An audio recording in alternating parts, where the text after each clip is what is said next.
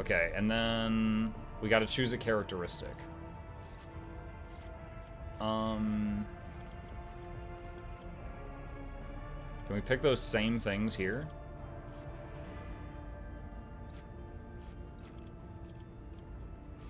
What was the thing where...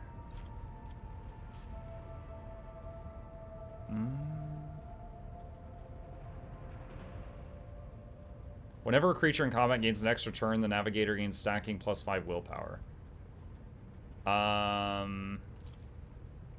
Yeah, let's do that. And more willpower.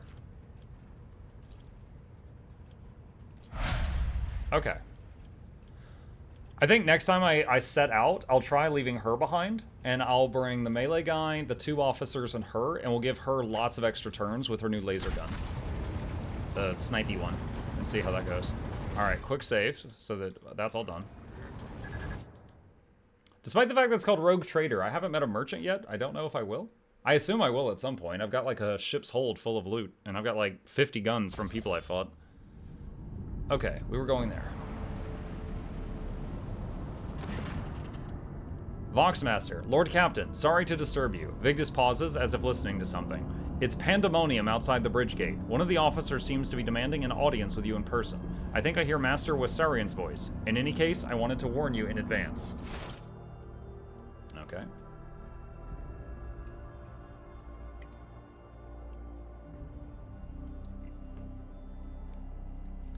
Random Warhammer question. Does anyone know why the Sisters of Battle all have white hair, even when they appear to be quite young in some cases?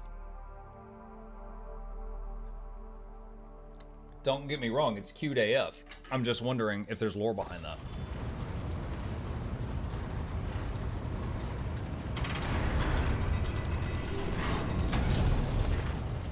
The everyday sounds of the bridge are disrupted by voices raised in anger. Abelard's voice the loudest of all.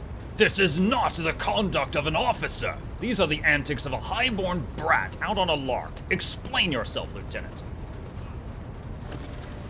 The young woman standing before Abelard strives with all her might not to quail under the onslaught of her superior's anger. She falters, but then manages to look him in the eye and say, I apologize, sir, but I must speak to the Lord Captain. Very well, Lieutenant. You may address the Lord Captain, not least because I see you have already seen fit to disturb him. Your unauthorized appearance on the bridge and display of belligerence toward a higher-ranking officer will be logged on your personal file without delay. Lord Captain, Lieutenant Avril Vent, requesting permission to speak. Vent falls silent and then adds rashly, on a matter of extreme importance and urgency. Let's see. I believe they dye it to better resemble one of their saints. Most sisters don't have white hair. It's only one order that does that, and it's because the order's founder, Dominica, lost the color when she witnessed the Emperor. The Order Martyred Lady is also like the Ultramarines of the SOBs. Pretty sure they dye it white because of their original saint. Okay, so one of them saw the Emperor and said her hair turned white, and so the others dye their hair white because of her. Alright. Looks good.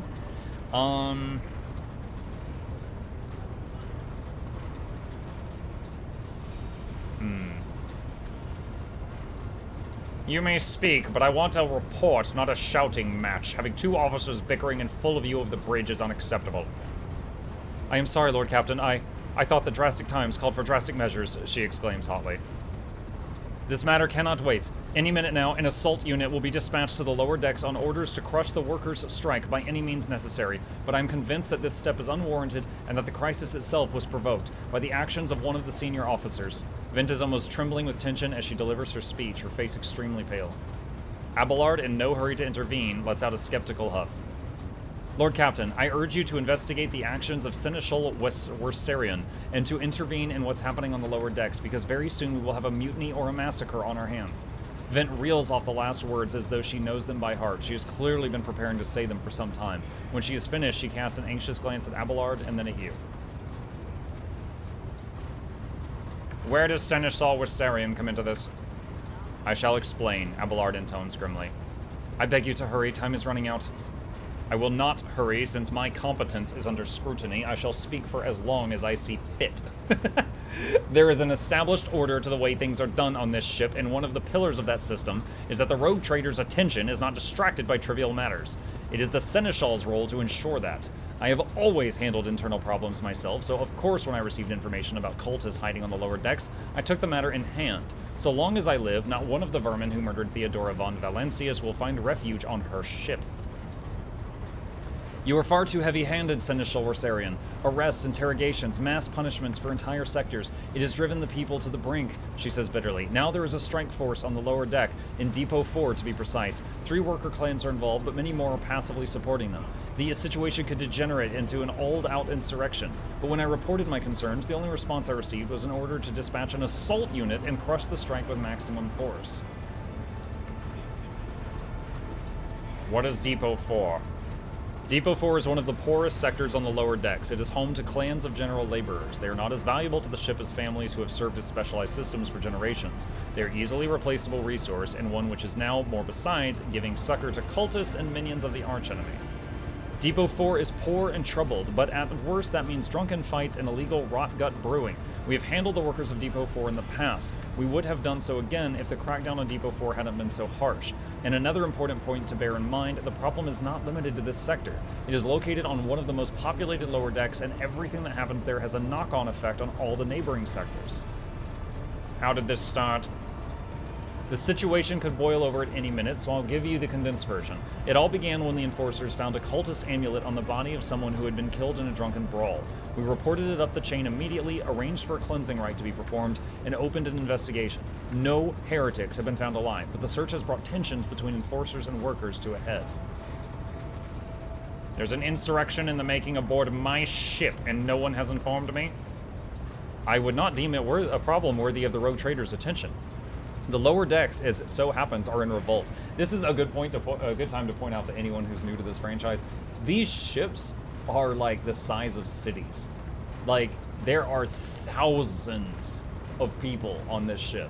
So it is very normal he's like never been to sections of the ship. 30-some years ago, we even had a revolutionary leader rise up who dared to establish the workers' rule across the entire ship. It took a month to restore order, but even 8 years later, we were still battling rumors that the hero had survived his execution and was on the verge of gathering people to fight against tyranny once more. Abelard scoffs. Needless to say, the rumors were baseless. As for the current situation, we have sufficient enforcers to deal with it. But on this ship, the word of the Lord Captain carries more weight than a salvo from 100 bolters. I'm sure that if Rogue Trader addresses the malcontents directly, he will quell the unrest. I dread to think what problem you will disturb the Rogue Trader with next. Perhaps you will ask the Lord Captain to break up brawls in the mess room. I have already given you the means to resolve the problem. You simply need to use them. If I may, your lordship, sending a hit squad to crush the rebellion is a means of ignoring the problem, not solving it. Oh my god. Abelard, what do you have to say in this? I see no need to add anything. I acted within the remit of my authority, guided exclusively by the best interests of your protectorate and your personal safety. If you wish to confirm the rectitude of my actions for yourself, I have no objections. For my part, I urge the Lord Captain to go down to the lower decks, stop the assault unit, and speak directly to the people. You will see that they are not lying or harboring heretics. That way, you will stop the uprising before it begins.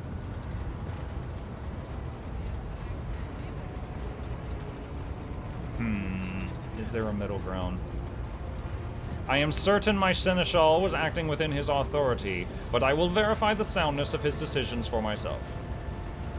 Throne preserve you, Lord Captain. Thank you for your support.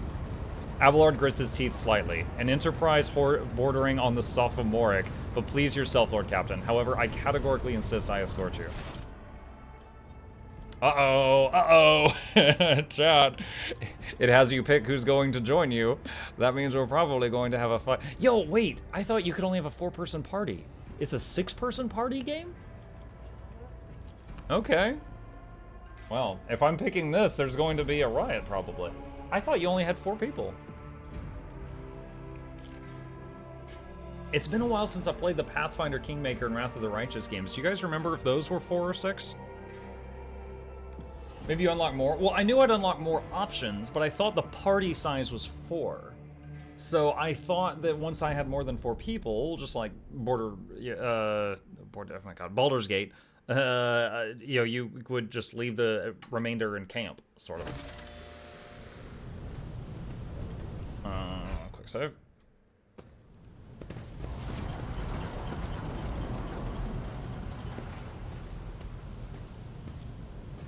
Hey, it's Rorsarian! Take that, scum!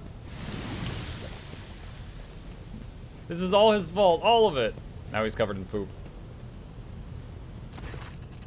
Abelard reflexively wipes the sweat from his brow in a startlingly human gesture and a telling one. A rare moment where he allowed his age and weariness to show through his armor-like veneer of self-assurance. The lower decks are a source of endless problems. Sometimes I deeply regret that we cannot replace all the locals with servitors.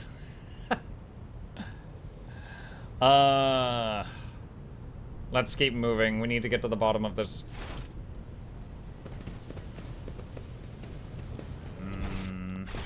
Curiosity sings in my veins. We should deal with this. A container can be seen beyond the massive bars. Perhaps examining the pipe will allow you to reach it. It won't let me click on the valve. In this tapestry of a world, I am the rogue thread. Ah, no. Open the door.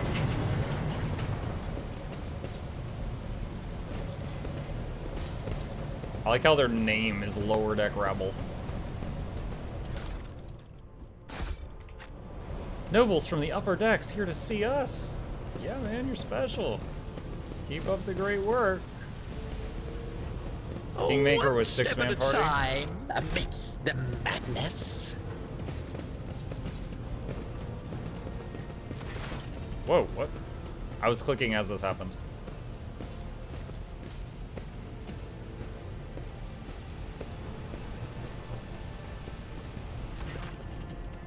The sounds of a heated discussion reverberate through the ship's bays. Lieutenant Avrila Vent of the ship's enforcers is barring the path of a heavily built assault unit officer, and judging by their expressions and tone, the standoff has dragged on for some time already and is now reaching a boiling point.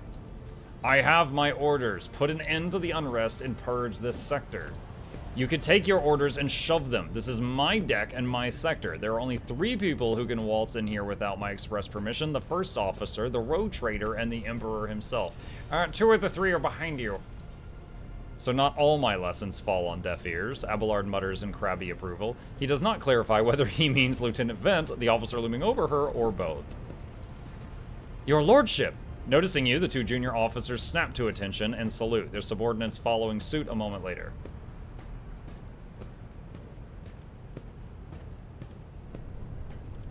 What's the situation? Your lordship, my people have locked down the bay where the strikers are, including their leaders. We have the situation under control as far as resources allow. I will speak to them. Abelard's mouth twists, but he restrains himself and says nothing. Right you are, Lord Captain. Allow me to wish you good luck. Hope gleams in Lieutenant Vent's eyes. Imagine if I went down there and then I was just like, Navigator, open your eye. Cast FU in their general direction.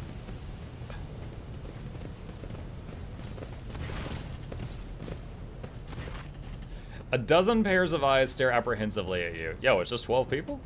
The people before you are typical inhabitants of the lower decks. You take in their simple clothing, crude weapons, and faces that display varying levels of mutation, from the barely discernible to the strange to the outright grotesque. You, sir, you're hideous.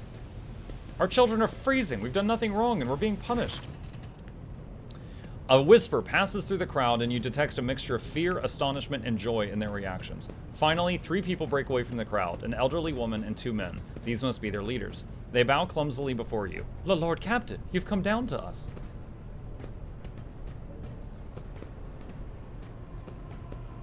We were attacked on the way here. How do you explain that? Here's an explanation for you. The people have been pushed to their limit, and now they're lashing out. As if we don't know why these top deck units are being sent down here, like that one that the lieutenant won't let pass. Our clans are all inside the bay that's been sealed off, but the lower decks are big. I'm sure there are some people who have just about had enough. We're getting it from all sides. The soldiers have encircled the ones who've risen up. A death squad has just arrived. It's no wonder folks are lashing out. Awareness succeeded. Their words seemed sincere to you. Their body language and the glances traded between them reveal that the news of the attack has shocked them. What is troubling you? Why are you striking? Striking? That's news to us, your lordship, says a tall, thin man in worker's garb. All we're doing is asking questions, saying what we think. Shut up, Rivet, snaps the old woman, who turns her hostile dark eyes on you. Here's the deal, your lordship. Your damned enforcers are all over us down here. They say they're looking for cultists. One wrong word and they're reaching for their batons. If they want to punish someone, they turn off the heating to the whole base for a week at a time, so we get sick and freeze. In my clan, 2 little ones died from inflammation in their lungs, all because of those enforcers. The old woman spits on the floor and rubs at the spittle with the toe of her worn-out shoe. Argenta does not interrupt the workers, but you see the sadness well in her eyes when the children's deaths are mentioned. She quietly whispers a requiem prayer and makes a sign over herself. It's all true. Vent is the only enforcer officer who stood up for us. It's clear as day who had a mother from the lower decks and who grew up amidships and who's had no fellow feeling toward us. The grim man with a scarred face throws up his arms. Your lordship, we're no villains here, we're honest workers, your servants. We've plotted no disorder, we went on strike openly, and now we've got guns pointed at us. All we're doing is asking to be allowed to work in peace without being harassed.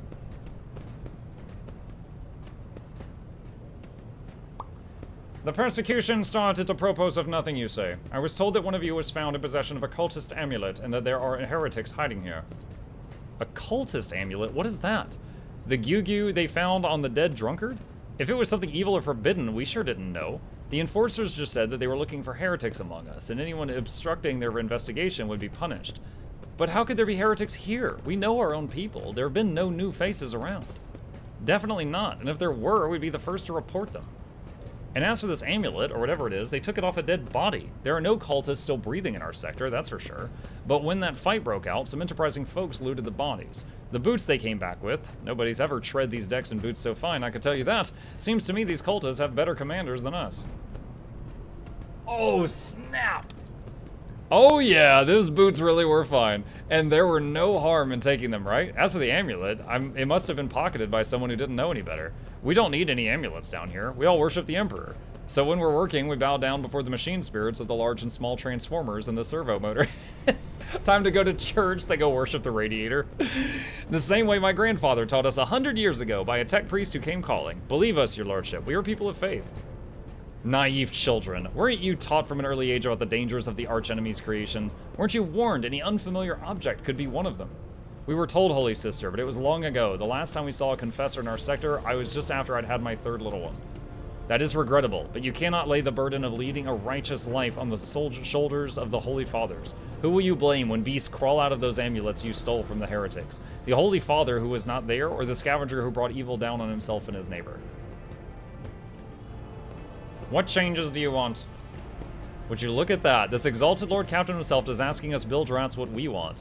Well, here's what. We want you to rein in your damned enforcers, quit turning off the heat, and stop battering everything that moves. No, that's not it. We want the enforcers gone from here, and we want to be armed.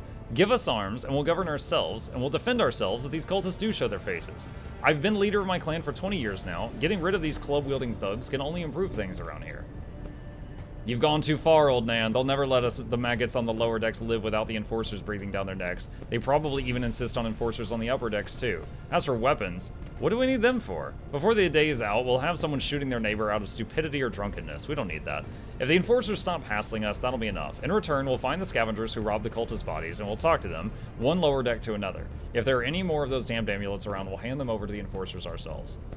You speak for yourself and your clan, and I'll speak for me and mine. I don't want empty gestures. I want real change. They'll promise us the world now, but as soon as the anointed one turns his back, these brutes will be on us even harder than before, all because we dared to speak out. The tall worker's eyes dart between the 2 arguing leaders. Every few seconds, he opens his mouth as if planning to agree, but each time he falls silent, simply making a few vague noises of approval.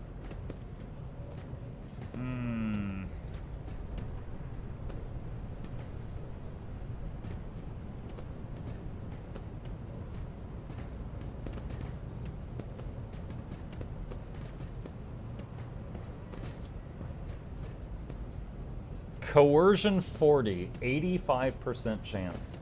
Spreading anarchy on the ship is the first step towards embracing chaos. Putting weapons into untrained hands would be even worse. What's more, the enforcers are needed to maintain oversight and order. Withdraw those demands and we will consider the rest. Success! The tall worker they call Rivet shrugs and casts a sidelong look at the old woman. Old Nan, listen, listen! The Lord Captain himself has come down to us and is offering concessions. And I don't know a single person in the whole of Depot 4 who's ever stood next to the rogue trader, let alone talk to them. Back down. Now's no time for you to be a stubborn old crone. Listen to us, Old Nan. The 3 clans of Depot 4 ought to act as one. We've made our minds up, and it's your turn to decide. Don't ask them to disband the enforcers and give us weapons. We don't need any of that. The old woman hisses in dissatisfaction. You two are ganging up on me, is that it? So brave are you against an old woman, but I'll shut up. I will indeed. I won't go against 2 clan leaders on my own. If you want to make peace with the enforcers, make your peace. That's great. Just fantastic, Lord Captain. We're all agreed. You'll all be eliminated. Then it's decided. The persecution will stop, and I expect you to assist in locating any remaining amulets or weapons left by the cultists. Your lordship, thank you. You have not abandoned us lower deckers. You came yourself and settled everything. I'll tell my grandchildren about this. Of course, your lordship. We'll root out any nasty business faster than the enforcers, and we'll leave no stone unturned.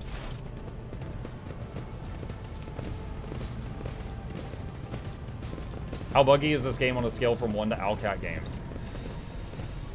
I don't think have I encountered any bugs yet, chat? I'm not remembering any. Oh wait, there was one single graphical bug. I saw someone holding a gun like this, but it fired forward and it was pointed at the ceiling one time. I remember that. Aside from that, I'm like 8 or 9 hours in, and I've not really had issues. Is there anything else over here to check out? Unplayable. Absolutely unplayable.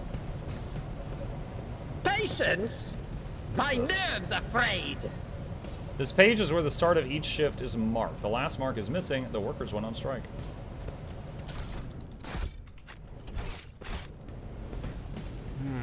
What lies beyond? Honestly, this team has me thinking about Star Trek. Because it's like, every time they would like land on a planet or something, the captain and the second in command, it's like the head engineer, the head doctor will all go down to the planet. Here. Some Bezos bucks muck. Like, we have way too many important people in our squad that goes out and about, right? The navigator, the captain, the second in command. Like, if we get wiped out, it's over for this show. Jade Annabelle, thank you for the prime, or thank you for the resub. Appreciate that. Welcome. Stopping unexpectedly, Abelard imperiously dismisses the unit to stand at a distance and addresses your other companions, saying, I have an urgent matter to discuss with the Lord Captain. Please give us a moment.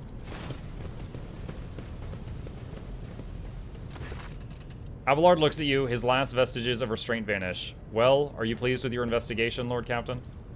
You kowtow to the disloyal rabble. You believe their lies and show them leniency. Next time the ship is attacked by cultists, the rabble will welcome them with open arms and allow them to wreak whatever havoc they like because they'll see you as a weak leader. Is that how you see your future at the helm of the son of Valancius Protectorate?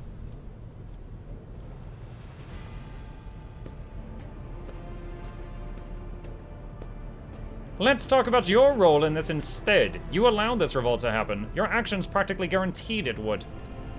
I would have handled the situation myself had you not decided to intervene, he says irascibly. Remember Lord Captain Theodora. Do you think she ever set one slippered foot on the lower decks? No, she did not. Such matters were left to myself and the junior officers while she dedicated herself to her grand designs for the Protectorate, as any true strategist and rogue trader ought.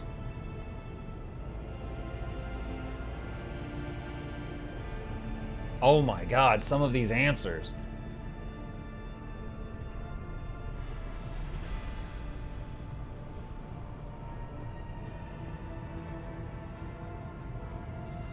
So this one, maybe if she had done better, she wouldn't be dead. I would be only too willing to trust my seneschal and not fill my head with such matters, but the situation had spiraled out of your control, Abelard. His face relaxes slightly. You're right. At least this concerns junior officers making complaints directly to you. You're standing in the poop again. And Abelard stands straight at attention. I lost my temper, Lord Captain, and I believe I ought to explain myself. He speaks slowly, the words not coming easily. The prosperity of the Von Valancius Protectorate is not just an empty phrase to me. I left the Imperial Navy for the chance to see it flourish. It was the most momentous decision of my life. I did it because I saw in Lord Captain Theodora's deeds the sign of true greatness. Rogue traders do not simply forge new routes and capture worlds. They create order out of anarchy. That creative impulse was entirely lacking during my time in the military. So I left everything I had ever known, everything my family had known. I come from a long line of officers, and I embarked upon this incredibly reckless venture. Lord Captain Theodora entrusted me with all the concerns she had no time for. She would go off on her flagship for long periods to distant frontiers, to scouting voyages, and the advancement of the entire Protectorate rested on my shoulders. And then suddenly, everything that had been built over years and years began to quake, rattling like a flimsy hanger on a seismically active world. One of the senior officers betrayed us all.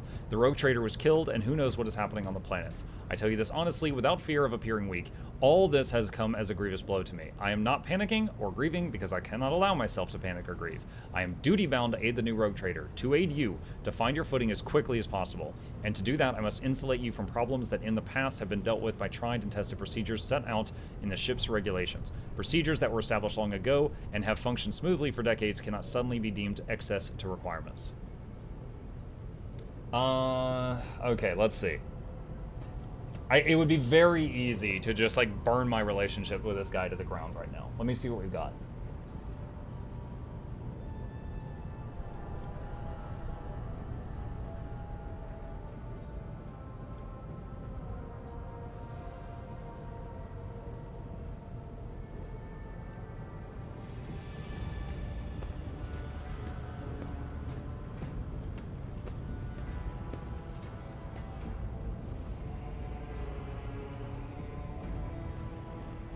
Alright, so as you go down, it gets more and more mean.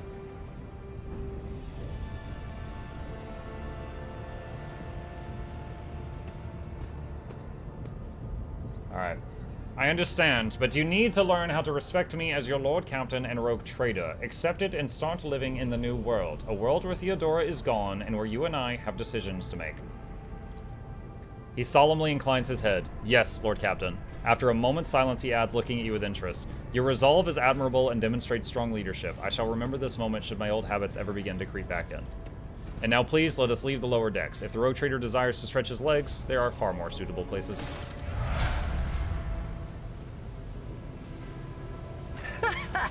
They will see. Oh, yes, indeed. Oh, yes. They all will see. Dude, choosing the mad voice is, it's like whenever he chooses to actually talk, it's so long and over the top. What was that voice? It was the male mad voice. That's your character? Yeah, that was my character. Oh, they will see. Oh, do we level up again? Oh my god, everyone leveled up. Okay. Get back in the fight. The officer encourages an ally who immediately recovers from burning, bleeding, toxic, and stun effects. If the target's under the effects of voice of command, they also gain temp wounds. Air of Authority. Increase an ally's resolve by 2+ resolve until the end of combat. Immediately gain an ally additional movements. Fellowship bonus. What's my fellowship bonus? 4. Break their ranks. Can only target allies who have enemies adjacent to them. Until the start of the officer's next turn, all melee attacks made by the target deal additional damage equal to Fellowship, multiplied by the number of adjacent enemies. If the target is under the voice of command, they immediately make an attack of opportunity against an adjacent enemy. Take aim. The target's next attack will ignore cover and will have double the effective distance. If the target's under the effect of voice of command, this attack will ignore enemy dodge. Additionally, the damage from this attack can't be reduced below % per years. So this is kind of cool. A double aim. So I could like do take aim on her, and then use bring it down and give her a turn where she could just shoot through a wall and hit somebody. In some cases, divination, biomancy. You already have this feature. Telepathy, regen. Requires Invigorate or Enfeeble and Psi rating 2. Enfeeble. Until the end of combat, all targets within the area suffer a penalty to strength and agility and increases all incoming damage. Invigorate restores wounds to the target. If this ability also brings the target to full wounds, it will remove stunning, bleeding, fatigue, blinding, immobilize.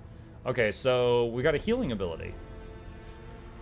There's a lot of cool stuff here. I originally chose this character to be a healer, so I'm going to get Invigorate. Okay, so now we gotta pick another thing here.